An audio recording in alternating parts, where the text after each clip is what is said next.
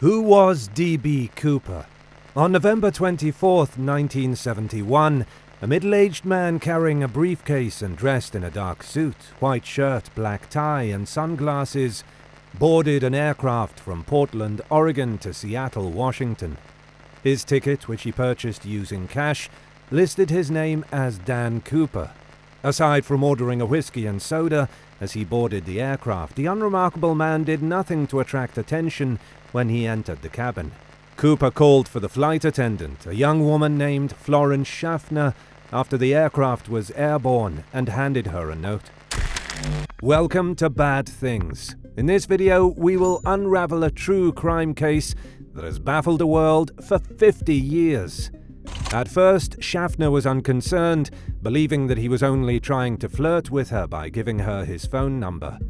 She tucked the paper into her pocket and almost forgot about it until she went by the man again, and he made a gesture to catch her attention. He leaned closer to her and whispered that she had best read the message because he was carrying a bomb, before opening his bag to reveal batteries, cables, and what looked like dynamite. Schaffner took the message to the plane's captain, along with a transcript of Cooper's demands.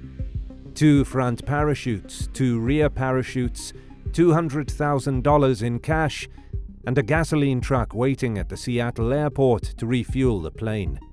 Cooper insisted that Schaffner return the letter to him once the pilot had read it. Therefore, its precise contents have never been published, although several witnesses recall that it included the words, "No funny business." The pilot contacted air traffic control, who advised the flight crew to comply with Cooper's requests, and the jet circled the Seattle airport for 2 hours, while officials rushed to satisfy all of the demands in the ransom letter. Cooper kept his promise, enabling the 36 passengers to exit the aircraft safely in return for 4 parachutes and $200,000 in $20 notes. Cooper then ordered the jet to depart towards Mexico City with just himself, the pilot, first officer, flight engineer, and flight attendant remaining on board. Cooper ordered that the pilot fly low and slowly at less than 200 knots and 10,000 feet. Cooper dropped the back stairs and jumped out of the aircraft over southern Washington at 8 p.m., never to be seen or heard from again.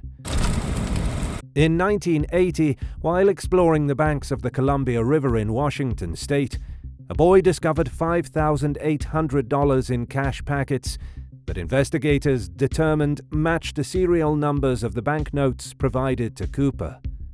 The case of America's most infamous hijacking has remained unresolved for the last 51 years, baffled the FBI and the public, and piqued the interest of amateur detectives and conspiracy theorists for decades. Due to the lack of concrete proof, dependence on eyewitness testimony, and James Bond-style parachute escape, the mystery of D.B. Cooper has become an American urban legend.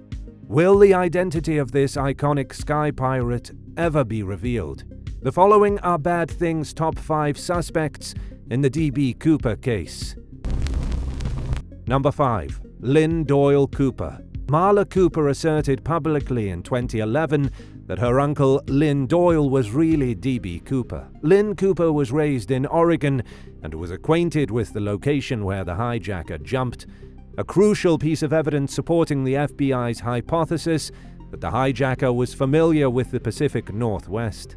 Lynn Cooper was a Korean War soldier with expertise parachute jumping. Marla, who was 8 years old at the time of the 1971 hijacking, recalls her uncles planning something in Utah a few days before Thanksgiving and then leaving to go turkey hunting. She said that when Lynn Doyle returned from the hijacking, he seemed bruised and claimed to have been in a vehicle accident.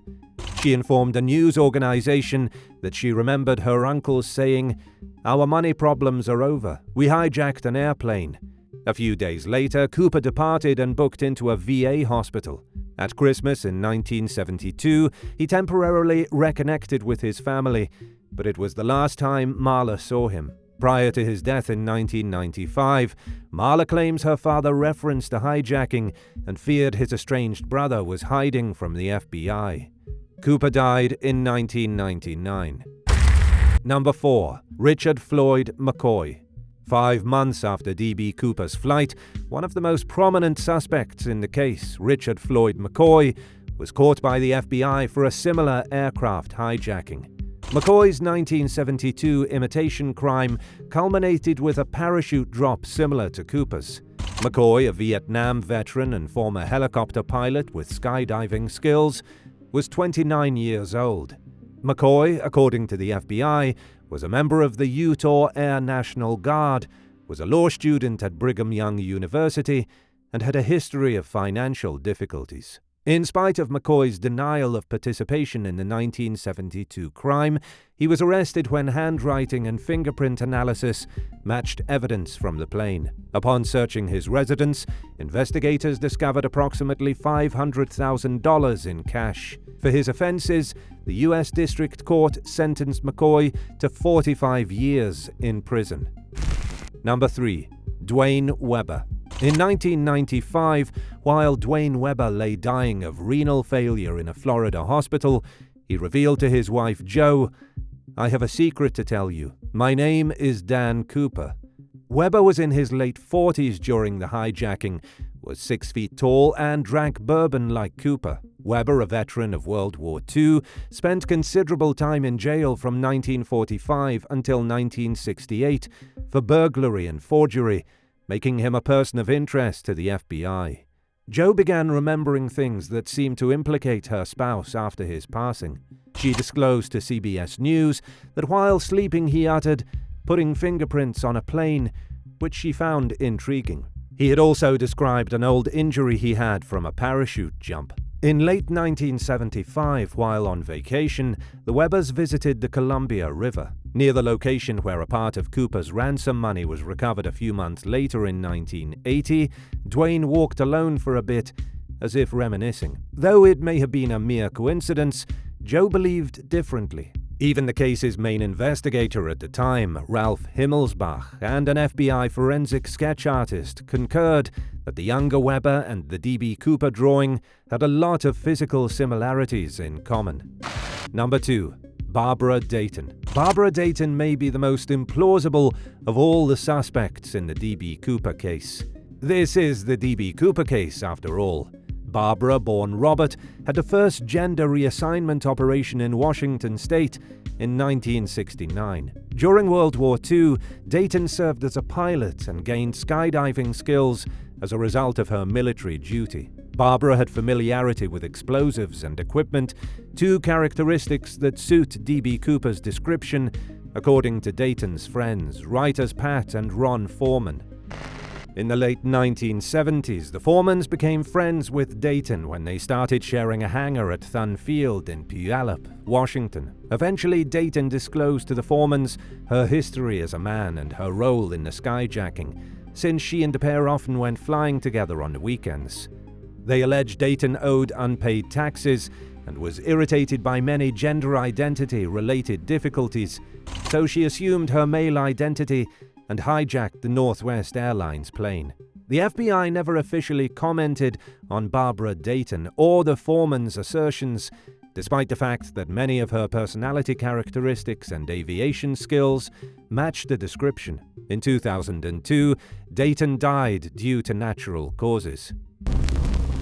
Number 1. William J. Smith. The Oregonian newspaper released a story in November 2018 naming William J. Smith of Bloomfield, New Jersey, as a suspect.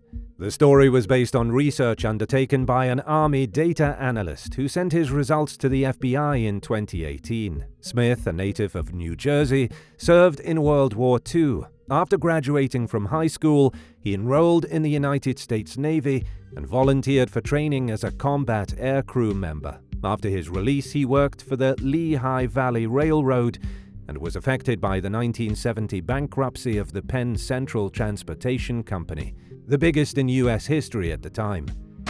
The article suggested that the loss of his pension led to a grudge against the corporate elite and the transportation industry, as well as an unexpected need for cash. Smith was 43 years old at the time of the hijacking. In his high school yearbook, a list of graduates died in World War II includes Ira Daniel Cooper, who may have been the inspiration for the hijacker's alias. The analyst said that Smith's Navy aviation training would have equipped him with knowledge of aircraft and parachutes, and that his railroad experience would have enabled him to find railroad lines and board a train after landing. The analyst believes that the aluminium spiral chips discovered on the clip-on tie originated from a locomotive repair facility. His close friend Dan Clare, who was stationed at Fort Lewis during the war, may have been the source of Smith's knowledge on the Seattle area. Smith and Clare worked for Conrail at the Oak Island Yard in Newark. The following provides further circumstantial evidence. Number 1. He had a significant skin fold on his neck and chin, maybe due to an accident or surgery. Witness Bill Mitchell characterized Cooper's neck as having a fold of skin appearance. Number 2. His military expertise enabled him to understand maps and detect targets from the air. From the air, he would have known his overall position. Number 3. He had access to railroad flares that may have been used to create a fake bomb that seemed realistic. Number 4. He had exceptional cursive handwriting. The message that was presented to the flight attendant was written in excellent cursive. William J. Smith passed away in Bloomfield, New Jersey, in 2018. The FBI has examined over 1,000 individuals in all, whittling down their list over the years to 24 people of interest. If Cooper landed safely and is still alive today, he would be in his late 80s or early 90s.